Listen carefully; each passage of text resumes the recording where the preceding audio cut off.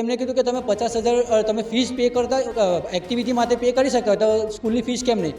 તો મેં મેડમને કીધું મેડમ સ્કૂલની ફીસ 50,000 છે, એક્ટિવિટીની ફીસ હોય તો 100 રૂપિયા 200 રૂપિયા કે વધીને 500 રૂપિયા હોય અને મહિનામાં એક જ વાર કોઈ બી સ્કૂલ પેબલ એક્ટિવિટી કરે. જો એફોર્ડેબલ હોય મિત્ર તો એ આરટીઈમાં કેવી રીતે ક્વોલિફાય થશે એ મને સમજાવશો? તમે આવી જ રીતના જો ઇગ્નોર કરતા હોય અમારા બાળકને તો અમારા બાળકના ફ્યુચરનો જવાબ કોણ આપશે અમને? બીજું કે આ બાળક મારી બાળકીએ મને રાત્રે 11:30 વાગ્યા સુધી મારું માથું ખાધું છે કે પપ્પા અમને કેમ નથી કીધું. તો એને કઈ રીતના સમજાવું કે બેટા આપણે આરતીમાં છે તો આરતીનો મતલબ એને કઈ રીતના હું સમજાવું? દિલ્હી હાઈકોર્ટનો ઓર્ડર છે કે એસી ક્લાસરૂમ્સ જો પેરેન્ટ્સે જોઈતો હોય તો એની અલગ ફી આપે. હવે હું એ લોકોને જો બાકીના ક્લાસરૂમમાં બેસાડું તો એમની ફીસ એ લોકો આપવા તૈયાર છે એસી માટેની? આ બધા છોકરાને આવું કરાવે તેવું કરાવે, રોજ જ અમને ઘરે આવીને કમ્પ્લેન કરે છે. પછી કહે છે કે મમ્મી બધાને ટીવી ઉપર ભણાવે છે પણ અમને એકવી દિવસ અમારું ટીવી ઓન કર્યું જ નથી, અમને બોર્ડ ઉપર જ ભણાવે છે. અમારા છોકરાઓ ઘરે આવીને રોજ જ અમને આ કમ્પ્લેન તો કરે જ છે. અત્યાર સુધીની કેટલી સ્કૂલમાં એસી ક્લાસરૂમ્સ તમે જોયા? અને આ દિલ્હી હાઈકોર્ટનું જજમેન્ટ છે અને દિલ્હી હાઈકોર્ટનું જજમેન્ટ કાલે ગુજરાત હાઈકોર્ટ અને સુપ્રીમ કોર્ટ પણ ફોલો કરશે. આરટીઈ એટલે કે રાઇટ ટુ એજ્યુકેશન, આ કાયદો એટલા માટે જ બનાવવામાં આવ્યો હતો કે ગરીબ અને જે અમીર વર્ગ છે એ બંનેના બાળકો એકસાથે શિક્ષણ લઈ શકે અને તેમને સમાનતાના પાઠ ભણાવવામાં આવે.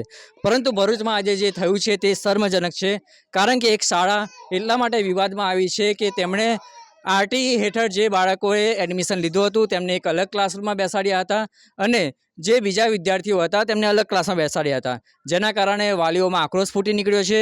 અને શું છે આખી ઘટના એ આપણે વાલીઓ પાસેથી જાણીશું કે આખી ઘટના અને કેવા પ્રકારનો ભેદભાવ આ ઇન્ટરનેશનલ સ્કૂલમાં થઈ રહ્યો હતો. શું થયું હતું તમારી સાથે ને શું પ્રશ્ન છે? એકચ્યુઅલી એમાં થયું એવું કે હમણાં 2 દિવસ પહેલાં વોટર સ્પ્લેશ એક્ટિવિટી જે થઈ છે તો એમાં મારી બાળકી ફર્સ્ટ Fમાં ભણે છે તો તેને રાત્રે ઘરે આવીને મને કીધું પપ્પા આજે વોટર સ્પ્લેશ એક્ટિવિટી થઈ હતી પણ ખાલી ફર્સ્ટ Fને નથી લઈ ગયા, first A B C D અને E ને લઈ ગયા હતા પણ ખાલી અમારા ક્લાસને નથી લઈ ગયા. તો મેં મેડમ ક્લાસ ટીચર ને મેં મેસેજ કર્યો તો એમનો પછી ફોન આવ્યો મારા પર કે તમારા બાળકો છે તો આરતીમાં છે તો આરતીમાં કોઈ પ્રવૃત્તિ કરવામાં આવે નહીં. પછી મેં પૂછ્યું કે કેમ પ્રવૃત્તિ કરવામાં નહીં આવે, કારણ કે બીજા છોકરાઓને થાય તો આરતીના છોકરાઓને કેમ નહીં? તો એમને કીધું કે આ પેબલ એક્ટિવિટી છે. મેં કીધું પેબલ એક્ટિવિટી હોય તો તમે અમને આગળથી જાણ કરો, તો લેવી ના લેવી એ વાલીઓના ઉપર ડિપેન્ડ છે. તો એમને કીધું કે તમે 50,000 તમે ફીસ પે કરતા એક્ટિવિટી માટે પે કરી શકતા તો સ્કૂલની ફીસ કેમ નહીં? તો મેં મેડમને કીધું મેડમ સ્કૂલની ફીસ 50,000 છે, એક્ટિવિટીની ફીસ હોય તો 100 રૂપિયા 200 રૂપિયા કે વધીને 500 રૂપિયા હોય અને મહિનામાં એક જ વાર કોઈ બી સ્કૂલ પેબલ એક્ટિવિટી કરે તો એ અમે અફોર્ડ કરી શકીએ ગમે તે રીતના અમારા બાળક માટે. પણ તમે આવી જ રીતના જો ઇગ્નોર કરતા હોય અમારા બાળકને તો અમારા બાળકના ફ્યુચરનો જવાબ કોણ આપશે અમને? બીજું કે આ બાળક મારી બાળકીએ મને રાત્રે 11:30 વાગ્યા સુધી મારું માથું ખાધું છે કે પપ્પા અમને કેમ નથી કીધું. તો એને કઈ રીતના સમજાવું કે બેટા આપણે આરતીમાં છે તો આરતીનો મતલબ એને કઈ રીતના હું સમજાવું? અને મેડમ ખુદ એવું કહે છે કે તમે આરતીમાં છો તો શું મેડમ લોકો અને ટીચર લોકો અમને એવું જણાવવા માગે છે અમારા બાળકોને કે તમે ગરીબ ઘરના છો? અમારા બાળકોના માનસિક પર કેવી અસર થતી હશે એ અમે ખુદ ખાલી અનુભવી શકીએ છીએ, ટીચર લોકો નથી અનુભવી શકતા. બીજું છે કે બીજા બધા ક્લાસના સેક્શનમાં એસી છે, ડિજિટલ બોર્ડ છે, ટીવીથી એ લોકો ભણાવે છે. અમારા ક્લાસના અંદર આજે જ્યારે અમે ગયા ત્યારે અમને જાણવા મળ્યું કે એસી તો બિલકુલ નથી. એ લોકો બહાનું કરે છે કે બેસાડી દઈશું, તો અત્યાર સુધી ક્યાં હતા? આજે 1 મહિનો થઈ ગયો આરતીનું એડમિશન થવાને. અને બીજી વસ્તુ કે ડિજિટલ બોર્ડને અમે માંગ કરી તો કે ટીવી છે એ લોકો બતાવ્યું તો અમે પૂછ્યું કે ભાઈ તમે ચાલુ કરીને બતાવો, તો કોઈ કનેક્શન કે કશું જ નથી. એ ખાલી અમારા ઉપર ઇલ્ઝામ થોપે છે કે ભાઈ ચાલુ છે તમે લોકો ઓબ્જેક્શન ના લો. અને જે સંચાલક હતા એમની સાથે અમે બધા વાલીઓ વાત કરવા ગયા તો એમને બહુ જ રૂટપણે વાત કરી છે. અમને દિલ્હી હાઈકોર્ટના નિયમો બતાવેલા છે, જાણે કે આપણે ગુજરાતમાં છે.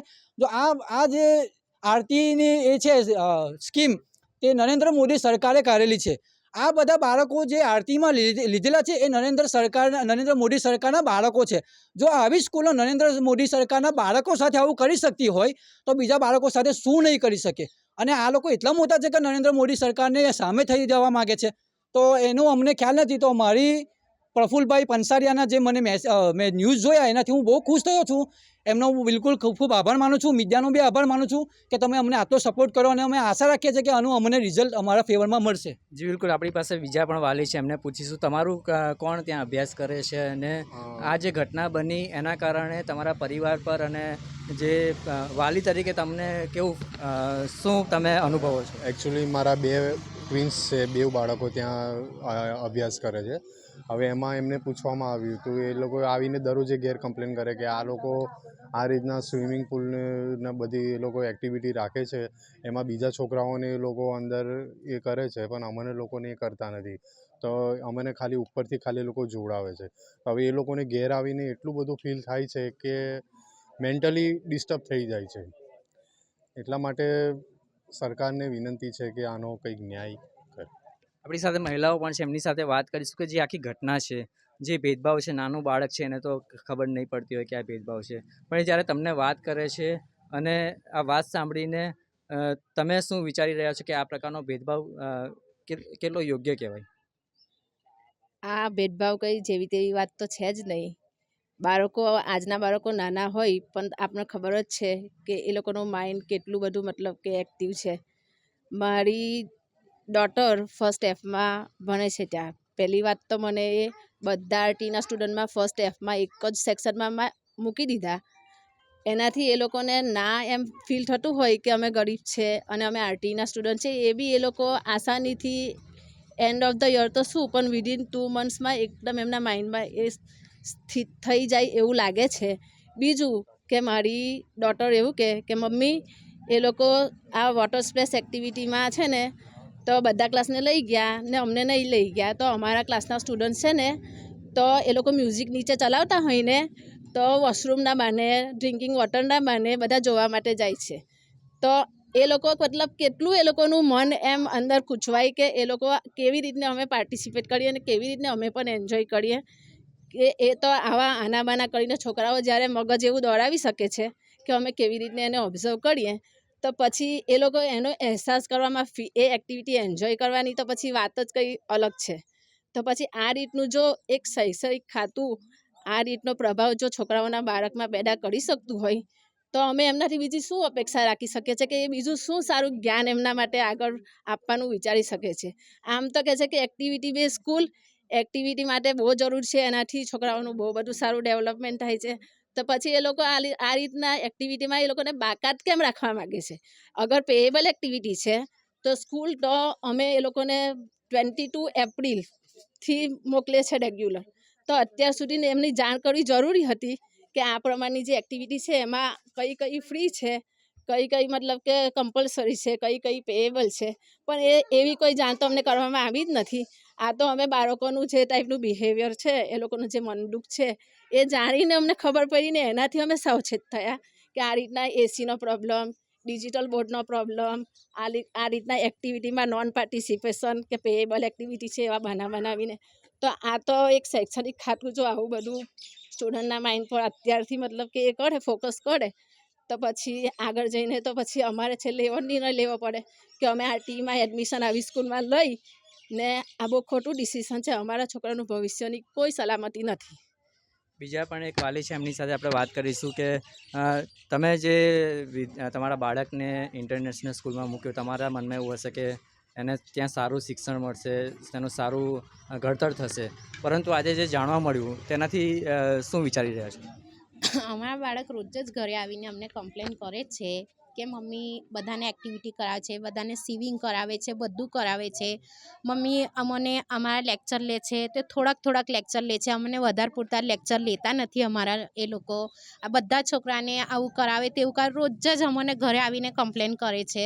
પછી કહે છે કે મમ્મી બધાને ટીવી ઉપર ભણાવે છે પણ અમને એકવી દિવસ અમારું ટીવી ઓન કર્યું જ નથી, અમને બોર્ડ ઉપર જ ભણાવે છે. અમારા છોકરાઓ ઘરે આવીને રોજ જ અમને આ કમ્પ્લેન તો કરે જ છે. એટલે અમારી એટલી છે કે અમારા છોકરાનું ભવિષ્ય સારું બનાવે ને અમારી હેલ્પ કરો. શું કહેશો તમે? અમે પણ એ જ કહેવા માગીએ છીએ કે અમારા છોકરાઓનું ભણતર માટે અમે જે આ ફોર્મ પાસ કર્યું તે અમને ત્યારે એવું જ લાગતું હતું કે ચાલો આપણું છોકરું પણ આની અંદર સારી રીતના ભણી શકશે.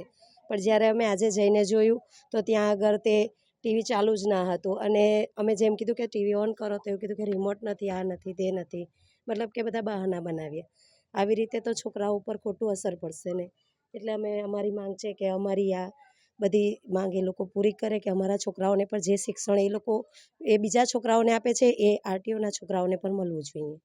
આ જે પ્રકારનો ભેદભાવ થઈ રહ્યો છે એ કેટલા સ્ટુડન્ટ સાથે થઈ રહ્યો છે અને એ કયા સ્ટાન્ડર્ડના સ્ટુડન્ટ છે? એ 31 સ્ટુડન્ટ સાથે થયો છે અને એ સ્ટાન્ડર્ડ 1F ડિવિઝનના છોકરાઓ સાથે થઈ રહેલો છે. આરટીએના બધા સ્ટુડન્ટ છે 31. આરતીના બધા સ્ટુડન્ટ એક જ ક્લાસમાં છે અને જ્યારે આજે અમે રજૂઆત કરવા ગયા ત્યારે તેમના કોઓર્ડિનેટર સાથે વાત કરી તો પહેલાં તો અમને ઉડાવ જવાબ આપ્યા. ત્યારે મેં એમને કાયદો બતાવ્યો કે ગુજરાત સરકારનો પરિપત્ર કાયદા નંબર 3 અને પેટા કલમ નંબર 2 મુજબ એક ક્લાસમાં 20-25% છોકરાઓ આરતીના હોવા જોઈએ.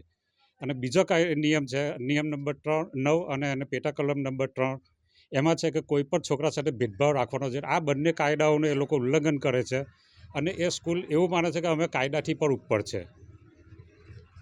આપણી સાથે યોગીભાઈ છે જે NSUIના પૂર્વ પ્રમુખ છે અને જે આજે આખી ઘટના બની તેમાં તેઓ વાલી સાથે ગયા હતા અને જે વિદ્યાર્થીઓના જે પ્રશ્નો ભરૂચમાં હોય છે, આખું ગુજરાત રાજ્ય આટલું વિકસિત રાજ્ય છે અને ભેદભાવ ત્યાં હોય જ ના શકે. એક છાપ છે કે ગુજરાતમાં વિકસિત રાજ્ય છે, ત્યાં બધા સંપીને રહે છે અને ત્યાં ભેદભાવ જેવું કંઈ છે નહીં. ત્યારે આ જે ઘટના આખી સામે આવી છે, શું ભરૂચમાં બીજી શિક્ષણ સંસ્થાઓમાં પણ આ પ્રકારની પ્રવૃત્તિ ચાલે છે અને આ જે થયું છે તે બાબતે શું કહેશો?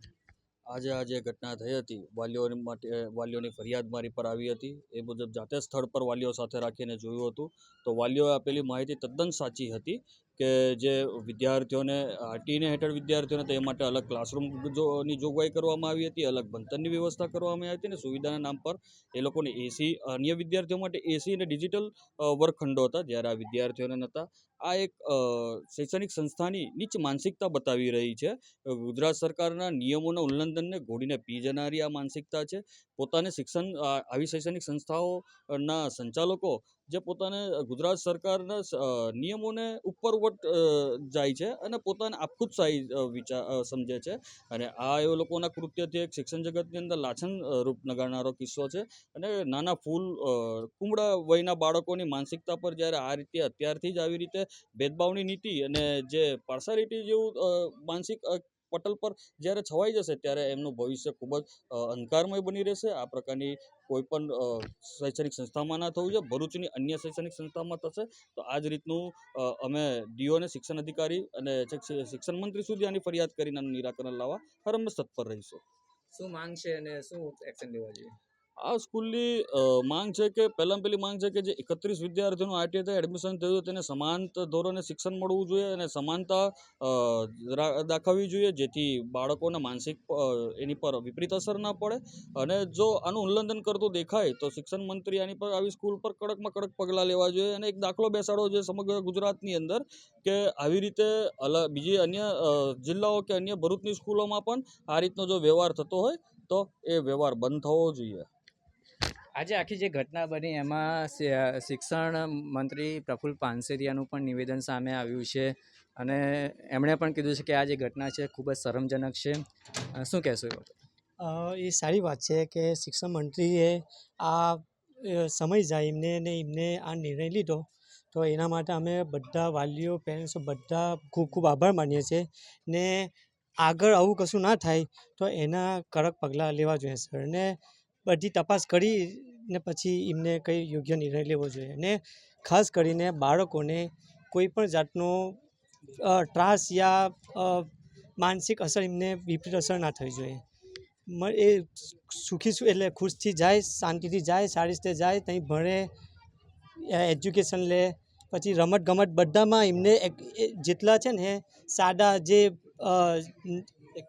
એક્ટિવિટીઝ છે ને એ બધાનો એટલો જ હક છે જેટલો બધા સામાન્ય વિદ્યાર્થીઓનો છે.